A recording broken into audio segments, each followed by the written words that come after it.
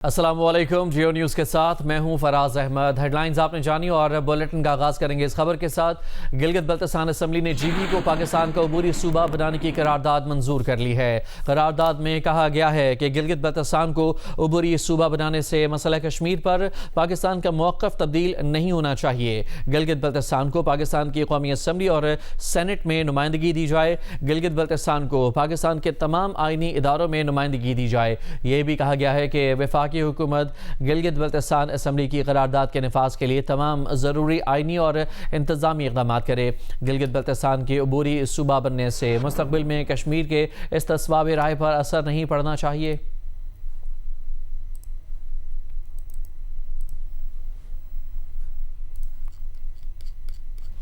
Deputy speaker ملک کفایت الرحمان کی زیر صدارت ہونے والے اجلاس میں رکن اسمبلی سید جلال علی شاہ نے قرارداد پیش کی۔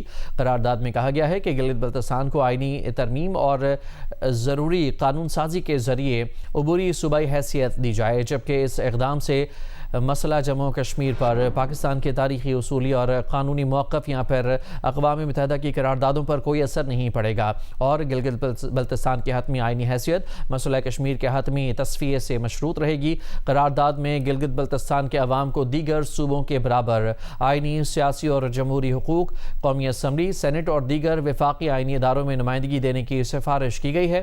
قرارداد میں عبوری صوبائی حیثیت کے لیے آئینی تحفظات شامل کرنے، وفاقی حکومت کو تمام متعلقہ فریقین سے مشاورت کے بعد آئینی، قانونی اور انتظامی اقدامات شروع کرنے، قومی وسائل میں منصفانہ حصہ اور مؤثر نمائندگی یقینی بنانے پر بھی زور دیا گیا ہے۔ قرارداد میں پارلیمنٹ نے گلگت بلتستان کے عوام کی آئینی اور جمہوری محرومیوں کے خاتمے اور انہیں وفاق پاکستان کی سیاسی، معاشی اور آئینی زندگی میں مکمل شمولیت دینے کے عزم کا اعادہ بھی کیا۔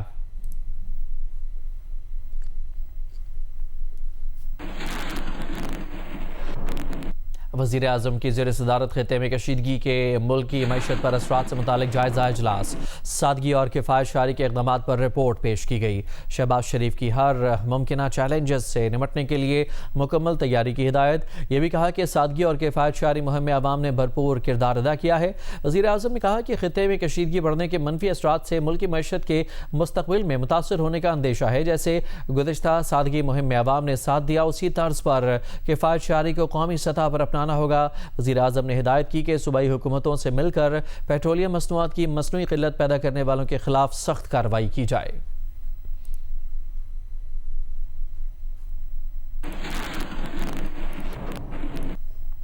یورپی کمیشن کی تازہ جی ایس پی پلس رپورٹ میں پاکستان کو بدستور اسکیم کا سب سے بڑا مستفید ملک قرار دیا گیا۔ رپورٹ میں کہا گیا ہے کہ 2024 میں پاکستان کی 7.5 ارب یورو مالیت کی برآمدات جی ایس پی پلس رعایتوں کے لیے اہل ہیں۔ جی ایس پی کے باعث پاکستان کو 2024 میں تقریباً 732 ملین یورو کی ٹیرف بچت ہوئی۔ پاکستان نے یورپی تجارتی رعایتوں کے استعمال کی شرح 95.1% تک پہنچا دی۔ 2024 میں پاکستان کی مجموعی برآمدات کا 28% خریدا گیا۔ پاکستانی ملبوسات، ٹیکسٹائل، چمڑے، تیار خوراک اور دیگر مصنوعات نے یورپی رعایتوں سے نمایاں فائدہ اٹھایا۔ یورپی کمیشن کی رپورٹ میں کہا گیا ہے کہ پاکستان نے جی ایس پی پلس سے متعلق تمام 27 بین الاقوامی کنونشنز کی توثیق برقرار رکھی ہے۔ پاکستان نے یورپی یونین کے مانیٹرنگ عمل کے ساتھ مسلسل اور باقاعدہ تعاون جاری رکھا۔ رپورٹ میں قومی کمیشن برائے انسانی حقوق کو عالمی اے سٹیٹس ملنا پاکستان کی ادارہ جاتی پیش رفت قرار دیا گیا۔ کہا گیا کہ قومی کمیشن برائے اقلیت کے قیام کی قانون سازی کو اقلیتی تحفظ کی جانب اہم قدم قرار دیا گیا ہے۔ انسداد تشدد قانون کے عملی قواعد، تربیتی اقدامات اور جیل اصلاحات کو رپورٹ میں تسلیم کیا گیا ہے۔ امریکی نائب صدر جے ڈی وینس نے امریکہ ایران مفاہمتی یادداشت کو ناکام بنانے کے لیے اسرائیل کی جانب سے سازشیں کرنے کا انکشاف کیا ہے۔ ایک انٹرویو میں جے ڈی وینس کا کہنا تھا کہ اسرائیلی حکومت کے بعض عناصر نے ایران کے ساتھ معاہدے کو سبوتاژ کرنے کے لیے امریکہ میں مہم پر بھاری رقم خرچ کی۔ غیر ملکی اثر و رسوخ کی ایسی مہم کے باوجود وہ امریکی مفادات کو اولین ترجیح دیں گے۔ انہوں نے مزید کہا کہ ایران کے ساتھ تنازع کا مستقل حل فوجی کارروائیوں سے نہیں بلکہ مذاکرات اور سفارتی معاہدہ ہے۔ انہوں نے ان میڈیا رپورٹس کی تردید کی جس میں کہا گیا ہے کہ امریکہ ایران میں حکومت کی تبدیلی کے لیے زمینی فوج بھیجنے کا سوچ رہا ہے۔ ایران کے جزیرے قشم پر امریکی پروجیکٹائل کا حملہ، اسی دوران ایرانی وزیر خارجہ عباس عراقچی کا نیا بیان سامنے آیا ہے۔ عباس عراقچی نے امریکہ پر الزام لگایا ہے کہ وہ ایران میں پلوں اور بجلی جیسی اہم تنصیبات پر حملے کر کے جنگی جرائم کا مرتکب ہو رہا ہے۔ یہ حملے اقوام متحدہ کے چارٹر اور عالمی قوانین کی کھلی خلاف ورزی ہیں۔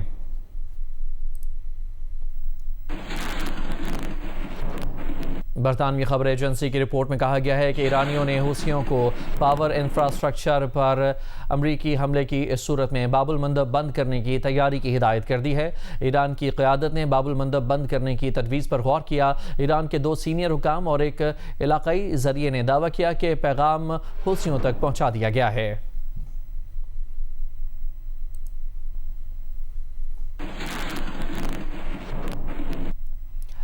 الجزیرہ ٹی وی کے مطابق یمن کی حوثی اکثریتی جماعت انصار اللہ کے رہنما عبد المالک حوثی نے کہا ہے کہ اگر سعودی عرب نے یمن کے خلاف جارحیت میں حصہ لیا تو سعودی عرب کی تمام اہم تنصیبات کو نشانہ بنایا جائے گا۔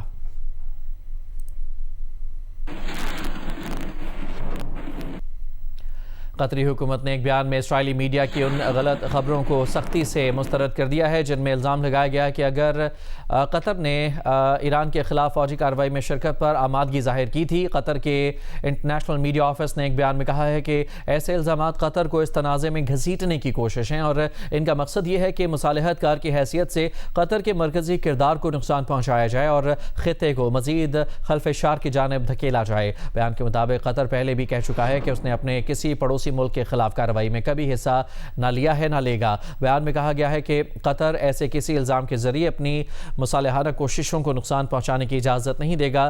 ان مصالحانہ کوششوں کا مقصد تنازع کو ختم کرنا ہے۔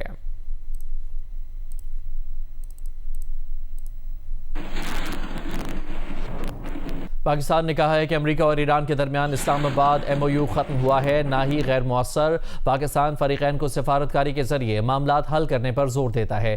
جو ہی دونوں فریقین تناؤ میں کمی پر آمادہ ہو جائیں گے، اسلام آباد MOU کے خاکے پر ہی عمل ہوگا۔ اعزاز سید کی رپورٹ۔ ملک میں 5G والے موبائل فونز کی تعداد 1.5 کروڑ سے تجاوز کر گئی، جبکہ موبائل کمپنیاں اب تک تقریباً 500 5G سائٹس نصب کر چکی ہیں۔ سینٹ قائمہ کمیٹی برائے کابینہ سیکریٹریٹ کے اجلاس میں چیئرمین کمیٹی رانا محمود الحسن نے PTA کو 5G کی دستیابی کو مزید بہتر کرنے کی ہدایت جاری کی ہے۔ حکام نے اجلاس کو بتایا کہ 2 برسوں میں خراب سروس پر ٹیلی کام کمپنیوں کو مجموعی طور پر 4 ارب 30 کروڑ روپے جرمانہ بھی کیا گیا ہے۔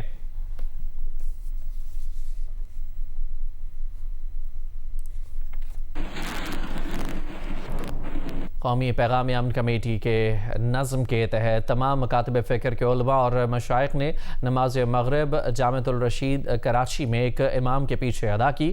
کوارڈینیٹر قومی پیغام امن کمیٹی حکومت پاکستان اور چیئرمین پاکستان علماء کونسل حافظ طاہر اشرفی نے کہا کہ انتہا پسندی، دہشت گردی اور فرقہ وارانہ تشدد کے خاتمے کے لیے اور ملک میں وحدت اور اتحاد کے لیے یہ ایک تازہ ہوا کا جھونکا ہے جو پوری قوم کو پیغام دے رہا ہے کہ اسلام کی سربلندی اور پاکستان کی سلامتی اور استحکام کے لیے ہم سب ایک ہیں اور انشاءاللہ اسی طرح کے مناظر اب قوم دیکھتی رہے گی۔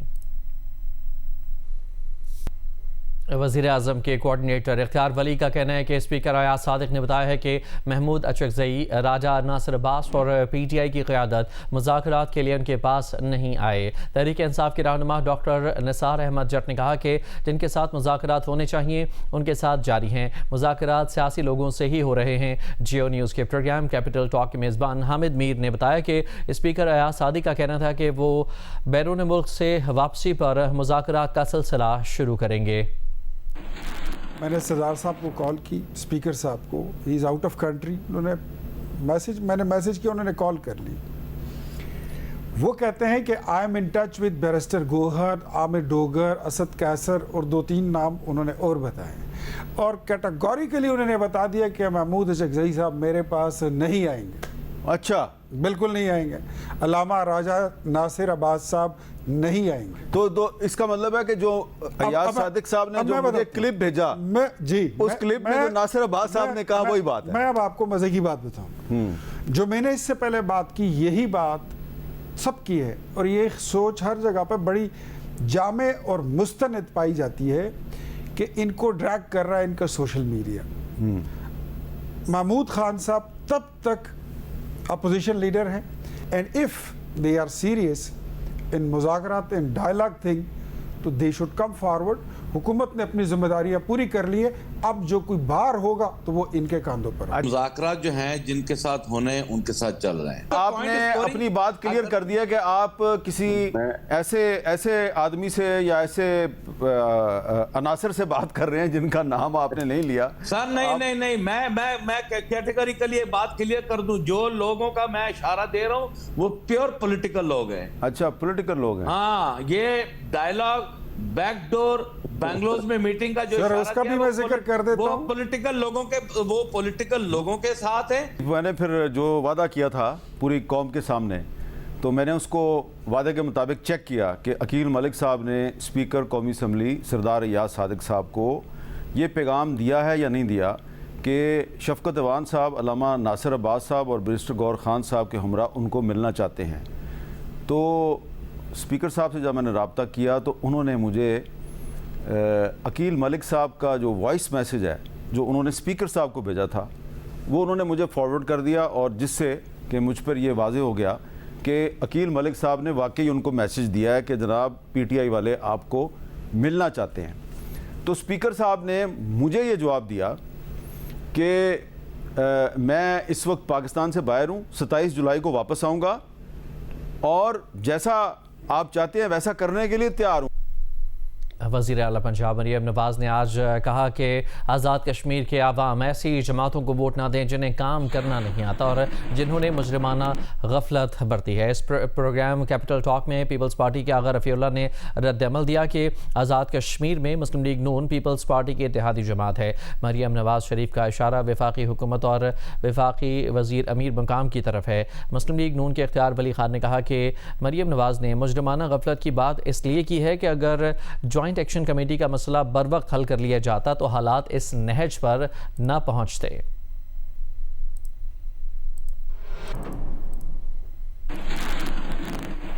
بلوچستان کے ضلع زیارت میں 6 جولائی کو دہشت گردی میں پولیس کے 30 اہلکار شہید ہوئے. ان میں سے بیشتر اہلکار کچھ عرصہ قبل ہی پولیس فورس کا حصہ بنے تھے اور اپنے خاندانوں کا سہارا تھے. ان کے لواحقین سانحے کے خلاف کوئٹہ میں جاری دھرنے میں حسرت و یاس کی تصویر بنے بیٹھے ہیں. شہاب عمر کی رپورٹ. سانحہ زیارت کے خلاف کوئٹہ میں جاری دھرنے میں شریک یہ زیارت کے رہائشی حکمت اللہ اور آغا محمد ہیں.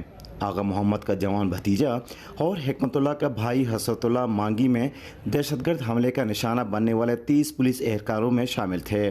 ان کا کہنا ہے کہ سانحہ کا دکھ زندگی بھر ختم نہیں ہوگا. پورے گھر میں غم کا ماحول ہے, ماتم کی صورتحال ہے. سارے گھر بچے خواتین پریشان ہیں, رو رہے ہیں. والدین حیات ہے, ہم نے ابھی تک اس کو یہ نہیں بتایا کہ آپ کا بیٹا شہید ہو چکا ہے, لیکن وہ بار بار ہمیں بول رہے ہیں کہ آپ اس سے بات کرائے, بات کرواؤ.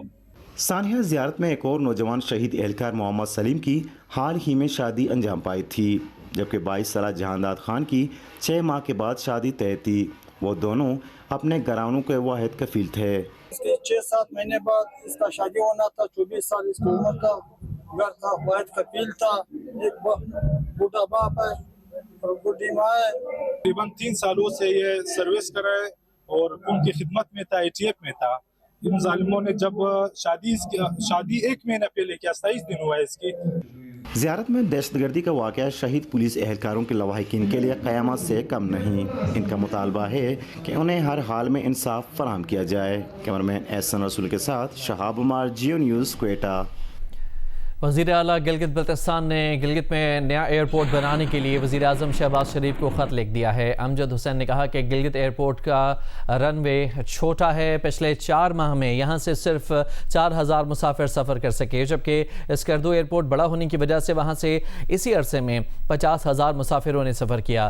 وزیر اعلیٰ نے نئے گلگت ایئرپورٹ کے لیے زمین فراہم کرنے کی بھی یقین دہانی کرا دی. منصوبے کے لیے پبلک پرائیویٹ پارٹنرشپ کی بھی پیشکش کی گئی. پاکستانی حکومت 2 روز قبل ہی اسکردو ایئرپورٹ مزید وسیع کرنے کا فیصلہ کر چکی ہے.